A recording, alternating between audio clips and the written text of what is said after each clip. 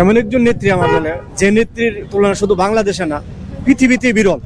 দলমত নির্বিশেষে সকলের কাছে আবেদন করি, দেশনেত্রী বেগম খালেদা জিয়া আবশ্যক নেত্রী, উনি সকলের কাছে গ্রহণযোগ্য।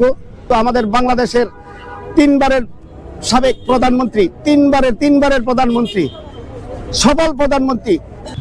একটা নেত্রী দেখেন, স্বামীহারা, ছেলেহারা, সর্বশেষ তার বাড়িটা এইটাও নাই, তারপরেও সে এই দেশ ছেড়ে চলে যায়নি। তার তিনবার প্রধানমন্ত্রী ছিল, তার আমাদের দেশে যে উন্নত হয়েছে তা অভূতপূর্ব। দেশের বিচারপতি আপসের নেত্রী ছিলেন, কিন্তু কোনো দুর্নীতি করেন নাই, আপসের নেত্রী ছিলেন। আওয়ামী সরকার তাকে মিথ্যা মামলা দিয়ে অনেক নির্যাতন করছেন। এই দেশটা তার মাটি 18 কোটি মানুষ, এটা সে আঁকড়ে ধরে আছে। সে বলছে আমার একটাই ঠিকানা, একটাই দেশ, একটাই শিকড়, এটা হলো আমার বাংলাদেশ। এমন একটা নেত্রীর দল করতে পেরে আমরা নিজেকে গর্বিত মনে করি। বিএনপির সকল নেতা কর্মী আমরা ঐক্যবদ্ধ হয়ে মায়ের জন্য দোয়া করি।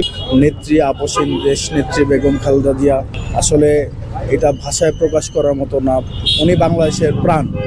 আমরা সবাই দোয়া করি এবং বাংলাদেশের মানুষের কাছে আমি সবার কাছে দোয়া চাই। আমাদের দেশে গ্রামে অঞ্চলে আমি সবার কাছে দোয়া চাই এবং মসজিদে আমি দোয়া পড়াই দিছি। আমরা সকলেই 5 ওয়াক্ত নামাজ পড়ে তার জন্য দোয়া করবো ইনশাআল্লাহ।